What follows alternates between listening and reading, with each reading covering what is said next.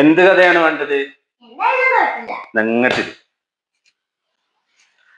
നമുക്ക് ഈ ബലൂൺ വെച്ചൊരു കഥ പറയാം, ഒരു മോട്ടിവേഷൻ കഥ. ബാബ വാട്സപ്പിൽ വായിച്ചതാണ്. പൂരത്തിന് പോയിട്ടുണ്ടോ? ഉത്സവത്തിന് പോയിട്ടുണ്ടോ? ഒരു പൂരത്തിന് ഒരു ബലൂൺ വിൽപ്പനക്കാരൻ കുറേ ബലൂണുകൾ നൈട്രജൻ നിറച്ച് ആകാശത്തേക്ക് ഇങ്ങനെ പറത്തി വിടുകയായിരുന്നു. അപ്പൊ നിന്നെ പോലെ ഒരു മിടുക്കൻ വന്നിട്ട് ചോദിച്ചു, ഒരു വീർപ്പിക്കാത്ത ഒരു പച്ച ബലൂൺ പിടിച്ചിട്ട് ഈ പച്ച ബലൂണ് ആകാശത്തേക്ക് പറക്കുമോ? അപ്പോ ബലൂൺ വിൽപ്പനക്കാരൻ പറഞ്ഞു, പറക്കുമല്ലോ. അപ്പൊ വീണ്ടും ആ പയ്യന് ഒരു വയലറ്റ് ബലൂൺ പിടിച്ചിട്ട് ചോദിച്ചു, ഈ ബലൂൺ ആകാശത്തേക്ക് പറക്കുമോ?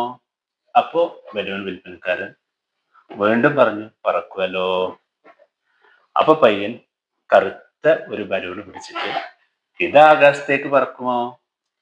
അപ്പൊ ബലൂൺ വിൽപ്പനക്കാരൻ ആ പയ്യനെ ഇങ്ങനെ ചേർത്ത് പിടിച്ചിട്ട് പറഞ്ഞു, ബലൂണിന്റെ ആകൃതിയോ നിറമോ ഒന്നുമല്ല അത് ആകാശത്തേക്ക് പറക്കുന്നത് നിശ്ചയിക്കുന്നത്, അതിന് നിറച്ചിട്ടുള്ള വാതകങ്ങളാണ് എന്ന്.